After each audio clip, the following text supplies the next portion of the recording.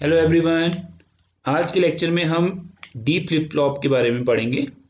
D flip flop का logic diagram, truth table, VHDL code और कैसे उसे ईडीए प्लेग्राउंड में रन करते हैं, सिमुलेट करते हैं, ये हम देखेंगे। तो D flip flop with the help of S R flip flop. तो देखिए एस आर फ्लिप फ्लॉप में क्या था जो हमने लास्ट लैब में पढ़ा। S equal to zero, R equal to zero पे आपके पास कोई चेंज नहीं था आउटपुट पे, यानी जो प्रीवियस वैल्यूज थी क्यू और क्यू बार की वही आपको मिलती हैं। S equal to one and R equal to one पे आपके पास जो आउटपुट्स थे वो थे जेड, मीन्स हाई इम्पिडेंस। तो आप वहाँ पे कुछ डिफाइन नहीं कर पाते कि आउटपुट क्या होगा। तो ये दोनों जो कंडीशंस हैं आप कैसे याद रख सकते हैं डी फ्लिप फ्लॉप को, कि ये दोनों ही कंडीशंस हमारे किसी काम के नहीं है, क्योंकि जीरो जीरो पे कोई आउटपुट चेंज नहीं हो रहा है और वन वन पे हमें आउटपुट मिल नहीं रहा है। तो हमने क्या किया, हमने एस और आर दोनों इनपुट्स को आपस में कंबाइन कर दिया। और कैसे कंबाइन किया? With the help of inverter. Okay, तो देखिए ये डी फ्लिप फ्लॉप का डायग्राम है। यहाँ पे देखिए आपने क्या किया, एस और आर, जो ये एस और आर आपके जो इनपुट्स थे जब अप्लाई कर रहे थे इन नैंड गेट में, उनको आपने कॉमन सिग्नल में अप्लाई कर दिया।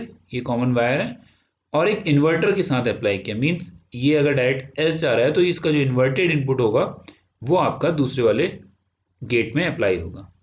ओके, तो अगर हम सिंपल वे में कहें तो हम क्या कर रहे हैं, हम एक इनपुट अप्लाई कर रहे हैं जिसको हमने डी नाम दिया, और उसी इनपुट को हम इन्वर्ट करके दूसरे नैंड गेट में अप्लाई कर रहे हैं।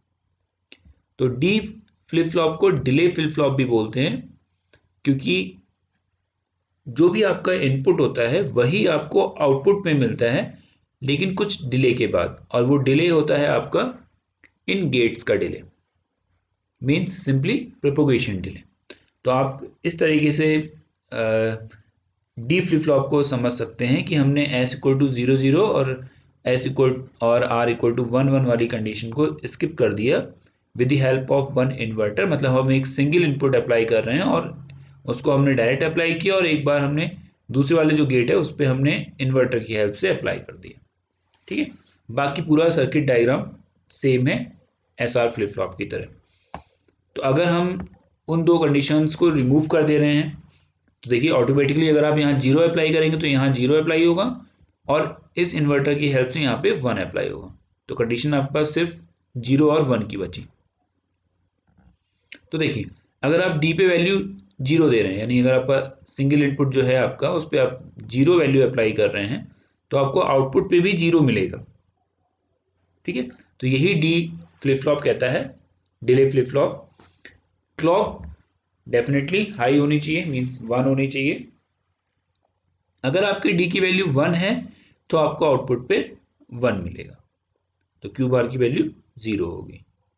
ओके, सो आई थिंक ये ब्लॉक डायग्राम आपको समझ में आ गया होगा, लॉजिक आपको समझ में आ गया होगा डी फ्लिप फ्लॉप का, कि किस तरीके से एस और आर की वैल्यूज पे आप इनके आउटपुट को फाइंड आउट कर रहे हैं। ओके, तो अब हम इसका VHDL कोड देखते हैं और उसके बाद उसको हम EDA प्लेग्राउंड में रन कराएंगे। ये हमारा डी फ्लिप फ्लॉप का VHDL कोड है। तो सिंपली पहले आप लाइब्रेरी डिक्लेयर करेंगे, देन आप एंटिटी डिक्लेयर करेंगे। तो एंटिटी में देखिए डी, क्लॉक एंड रीसेट ये आपके इनपुट हैं, क्यू एंड क्यू बार आपके आउटपुट हैं। ओके, सो आपने एंटिटी को एंड किया, उसके बाद आप आर्किटेक्चर डिफाइन करेंगे, then again begin process D clock reset. तो आप डी क्लॉक और रीसेट को प्रोसेस कर रहे हैं, प्रोसेस को अगेन आप बिगिन करेंगे। अभी जो हमने last S R flip flop पे देखा था कि अगर आप रीसेट की कंडीशन को चेक कर रहे हैं तो अगर रीसेट वन है तो आपको कुछ भी आउटपुट पे नहीं मिलेगा। ओके, सो और उसके बाद आप क्लॉक को चेक करेंगे। तो अगर आपका राइजिंग एज क्लॉक है, तो जैसे मैंने आपको बताया कि पॉजिटिव एज, निगेटिव एज, तो अगर आपका राइजिंग एज क्लॉक है तब आपकी कंडीशंस ये चेक होंगी। तो अभी हम वेव फॉर्म में भी देखेंगे कि किस तरीके से क्लॉक इक्वल टू वन पे ही आपको आउटपुट्स मिलेंगे, क्लॉक इक्वल टू जीरो पे आपको कोई आउटपुट नहीं मिलेंगे, या फिर आपके आउटपुट चेंज नहीं होंगे। क्लियर? तो आई थिंक, तो देखिए else if rising edge clock, तो Q gets the value of D and Q bar gets the value of not D. जैसे मैंने आपको बताया कि डी फ्लिप फ्लॉप की के स्पेसिफिकेशंस क्या होते हैं कि वो आउटपुट पे इनपुट को ही पास करता है। तो जो आपकी वैल्यू होगी इनपुट पे वही वैल्यू आपको आउटपुट पे मिलेगी with some delay, and that is your propagation delay. Okay, so ये मेन कोड है। मेन कोड के बाद आपका ये टेस्ट बेंच कोड है, ये आपने डिक्लेयर किया एंटिटी आर्किटेक्चर, देन आप कंपोनेंट डिफाइन करेंगे, उसके बाद आप पोर्ट मैप करेंगे, उसके बाद आप वैल्यूज को प्रोसेस करेंगे। तो आप वैल्यू अप्लाई करेंगे, देखिए clock progress. Okay, so test bench code for D flip flop. अब हम ईडीए प्लेग्राउंड में इसको रन करके देखते हैं। तो ये आपका VHDL कोड जो मैंने आपको डी फ्लिप फ्लॉप के लिए अभी समझाया वो मैंने यहाँ पे लिखा है। लॉजिक आपको पता होना चाहिए कि किस तरीके से डी फ्लिप फ्लॉप काम कर रहा है। तो अभी हमने आपको वेव फॉर्म की हेल्प से, लॉजिक डायग्राम की हेल्प से उसकी फंक्शनिंग, उसकी वर्किंग समझाई। ये आपका टेस्ट बेंच कोड है for D flip flop. Left hand side में टेस्ट बेंच प्लस डिज़ाइन में आपको VHDL सेलेक्ट करना है। तो आपके ये ऊपर जो फाइल के एक्सटेंशन होंगे वो .vhd से होंगे। Clear.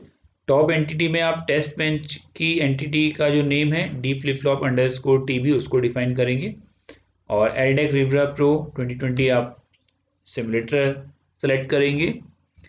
And then run option में अगर आपको वेव फॉर्म में देखना है कि आपके जो आउटपुट्स हैं वो किस फॉर्म में आ रहे हैं तो इसमें आपको टिक करना है।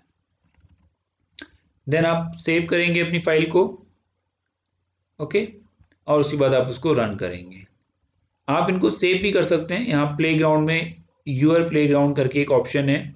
तो आप अगर ये कोड लिख रहे हैं और आप चाहते हैं कि इन फ्यूचर आप अपने प्रोफाइल में इन कोड्स को देख सकें तो आप उनको सेव कर सकते हैं। क्लियर।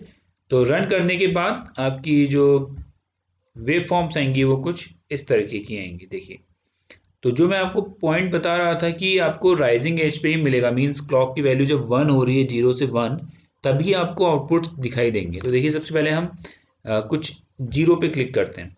तो इस टाइम पे देखिए क्लॉक की वैल्यू 0 है। ओके, तो D equal to 0, Q equal to 0 यहाँ दिखा रहा है। ओके, क्लॉक की वैल्यू 1 है तो D equal to 0, Q equal to 0 दिखा रहा है। लेकिन अब आगे देखते हैं, क्योंकि यहाँ पे भी क्या था, D की वैल्यू 0 ही है तो वो ऑटोमेटिकली आपको 0 ही दिखाएगा, क्योंकि आप पिछली साइकिल से आए हैं तो यहाँ पे आपको ये 0 0 ही मिल रहा है।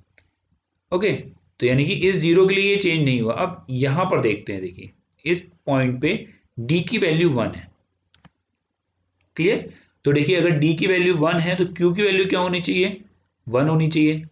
लेकिन यहाँ पे Q की वैल्यू क्या है, 0। क्यों है ऐसा, क्योंकि क्लॉक की वैल्यू 0 है। और फ्लिप फ्लॉप कब काम करेगा, जब आपके पास पॉजिटिव राइजिंग एज क्लॉक होगा। तो इसको हम यहाँ चेक करते हैं। अब देखिए आपके पास क्लॉक की वैल्यू 1 है, D की वैल्यू 1 है, तो Q की वैल्यू भी क्या होगी, 1 होगी। क्लियर। आई होप ये पॉइंट आपके समझ में आ गया होगा कि आपको किस तरीके से पर्टिकुलर क्लॉक पे ट्रांजिशन दिखाना है। तो हम जब डिजिटल डिज़ाइन पढ़ते हैं, जो हमने थ्योरी सब्जेक्ट पढ़ा है, तो वहाँ पर हमने ये सारी चीज़ें वेवफॉर्म ड्रॉ करके देखा है कि किस पर्टिकुलर टाइम इंस्टेंट पे हमें क्या वैल्यू मिल रही है आउटपुट की। Okay, so I hope D flip flop की वर्किंग, उसका VHDL कोड और उसकी आउटपुट वेव फॉर्म्स हमें कैसे मिलती हैं ईडीए प्लेग्राउंड में, ये आपको समझ में आया होगा। सो आज के लेक्चर के लिए इतना ही। Thank you.